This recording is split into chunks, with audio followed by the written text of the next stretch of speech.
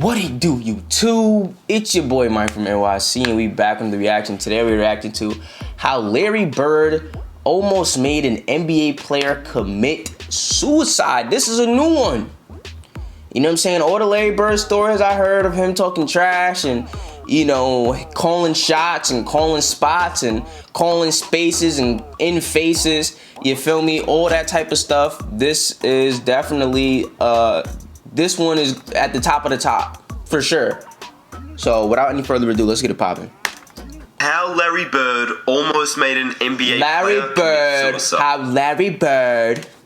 Now, before I get started with the video, I just want to say thank you for 140,000 subscribers. That is absolutely crazy. We are so close to 150K, which is, I really honestly never thought I'd be able to get to this point. So thank you so much for 140K. But yeah, I just wanted to say a big thanks for all the... Alright, let's get into it. Jason Williams. This Jason Williams in the interview played in the 1990s for the 76ers and the New Jersey Nets. And, well, he talked about what it was like as a rookie playing against the great Larry Bird. Now, this interview was conducted a while ago now, but... That's crazy, because that's not even prime Larry Bird. That ain't even prime Larry Bird, for real. Prime Larry Bird is in the mid-late 80s, like 84 to like 87. That's prime, but you... 90s Larry Bird? That's crazy. This story, absolutely insane, and I'm surprised it hasn't been publicized more, so that's why I'm here, telling you stories that you may have never heard of. Now, to actually get into this story, you firstly need to understand some of Larry Bird's history, so here's some backstory.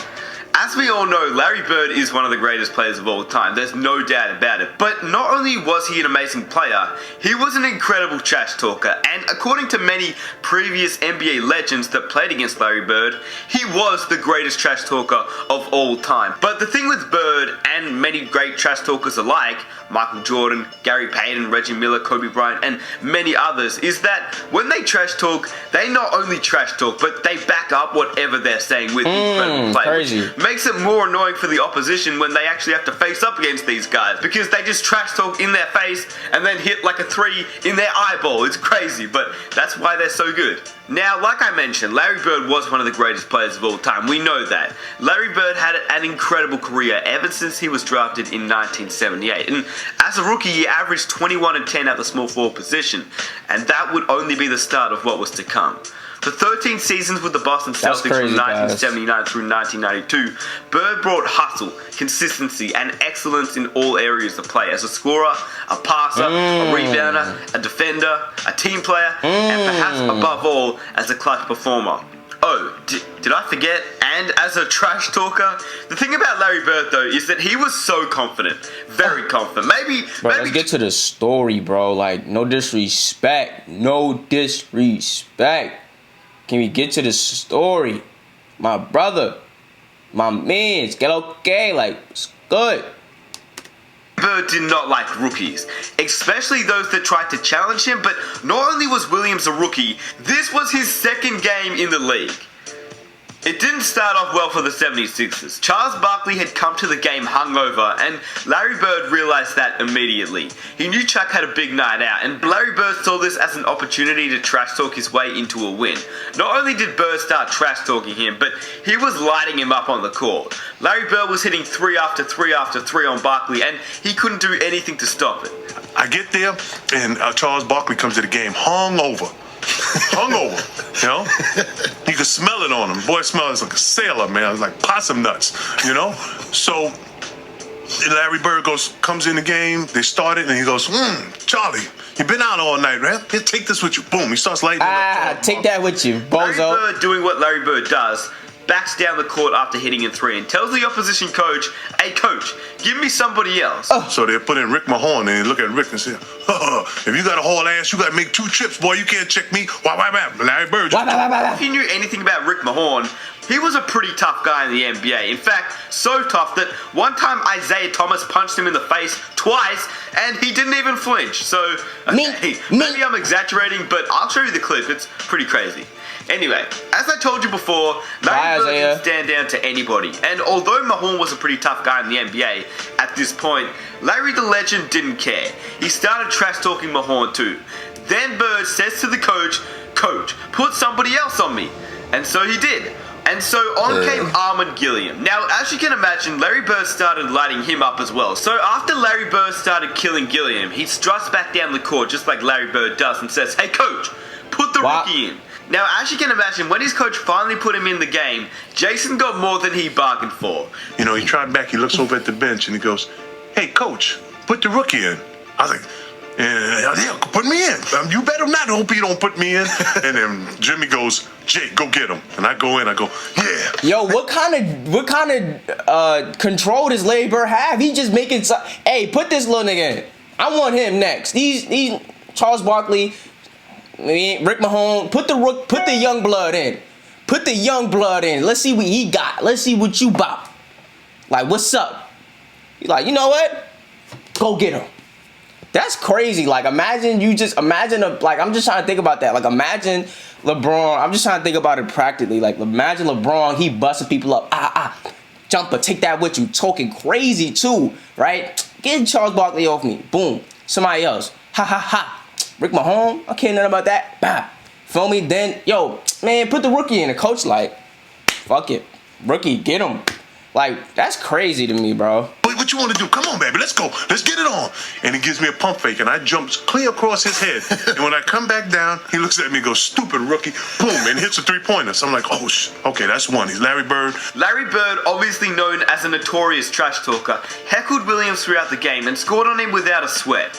In less than a minute on the court, Larry Bird made Williams nervous. He was unsure of what to do, and Larry Bird continued his scoring onslaught regardless of his efforts. Once Williams had enough, he challenged Larry Bird to a duel in the post, which ended even worse. Not only was Williams losing confidence, but Larry Bird showed no mercy. So I'm like, okay, the next time I'm just going to play him this way. I'm not going to jump. And he's laughing and staring, goes, "You're not going to jump against the Birdman?" Whap! Gets another one. Whap! 6 points in not 25 seconds. So I go, shit, now what do I do? So I'm caught between the fart and the shit. So I'm like, half jumping, half not. Half jumping. I look like a damn orangutan. What to do? Now I'm panicking. And he just gives me a pump fake, crosses over, hits another. Got 9 points now, man. 9. Bird called for a post play, spun around Williams, and dunked the ball before Jason could realize what happened. Post me up. 5 down, he calls. They throw the ball in the post. He pump fake, goes around and dunks on me. Now I'm like, oh shit. I got dunked on by a white man who's on the end of his career. Can never Larry go home Bird. again. It's a wrap now. From that point on, Williams not only doubted if he should be playing NBA basketball, but he contemplated suicide for a brief moment. I'm starting to think when we run back down, maybe I shouldn't play basketball. Maybe I wasn't that good. Maybe I should have been a brick mason.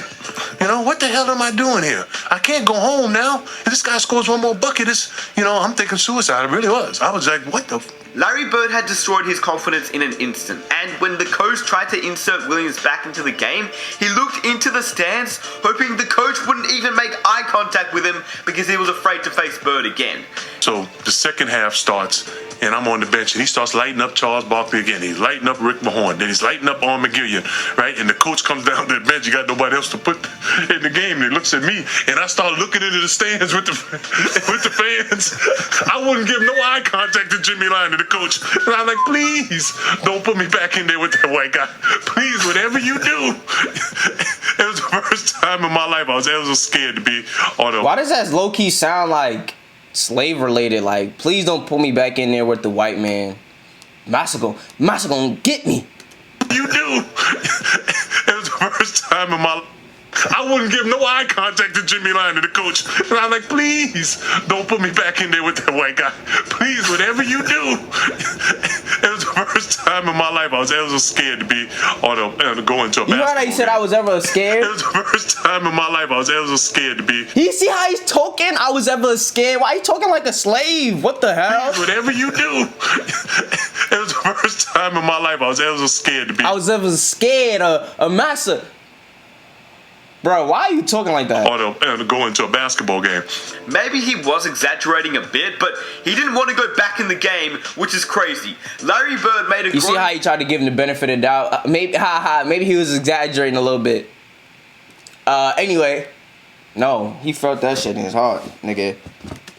Not want to play the game he loved because it was killing him too much. Now, I don't really want to talk about Jason Williams and what he's done in the past because, well, I don't really want to get into that. But for those that don't know what he did, you probably won't forgive him. But in my opinion, I truly believe he's a changed man. He helps out communities and he takes care of young kids that actually need help. So I think he's definitely learned his lesson. If you guys want to find out what he did, if you don't know, you can probably search it up, but I just really don't want to get into that in this video. Anyway, the craziest thing about all this though was that Larry Bird was doing this at the age of 38 years old with back issues and everything, but he was still lighting up these guys. I can just imagine what type of trash Bird would have talked in his prime, but the most hilarious thing about all this was that Williams was so distraught about how a white guy dunked on him, and what made it worse was the fact that it was Larry Bird and he was super old. And I hope you guys enjoyed the video. I just thought it would be a really interesting video for those that didn't know about Larry Bird and his savageness, and to be honest with you, Jason Williams was probably exaggerating a little bit when he said that he was contemplating killing himself and committing suicide, but he openly admitted that he was scared to face Larry Bird again, so that's pretty crazy. Larry Bird made a grown man scared to play him at the age of... He's trying to give him benefit of the doubt, but anyway, yeah, obviously you have to be an elite player to be a great trash talker. You can't be like kind of decent and be a trash talker. You have to be you have to be a Jordan, a Kobe, Bird. You know, you have to be that type of caliber of player. You know, you have to have a different mindset. You have to be very strong up here and very, very convicted in your beliefs. But I think the thing that made Larry Bird probably the best is that he seemed to be most creative with it. Right, you got guys like Kobe and Jordan that they would just kind of talk. They were great trash talkers because they could say something and then do it. Like, oh, I'm gonna hit you from this spot. Like, I'm gonna give you 50 and give you 50. Like, that's crazy. Like, that's crazy trash talk. But the way that Larry Bird did it, like the way he was just talking, like he's trash. Put the rookie in. Oh, you ain't gonna jump. Like, he was like, the way he was talking was way more detailed and creative. I feel like Kobe and Jordan, they weren't as creative and they weren't as like the trash talk just wasn't as good. It was good because the play was good, but I would argue that Larry Bird's trash talk and the impact that he had just talking and mentally was almost as good as the impact that he had on the court. I didn't know, like, that is crazy. That is really crazy trash talk. Like, to really demoralize somebody in that type of way, like, it's a different level of demoralizing you when you're doing it without, you know, without talking. You know, Kobe, Jordan, he can't guard me. He can't guard me. I mean, you know, that's the most what you was getting out of Kobe and Jordan. Like, you can't guard me, and you know, you soft. You know, I'm giving you 50. Like, you know, that's cool. That's cool. It's alright. But Bird, he making substitutions. You know what I'm saying? He talking to you mid-play, dumb rookie. Wow. That's crazy. But definitely like, comment, share, and subscribe. Be like these type of videos, and I will see you when I see you. Peace.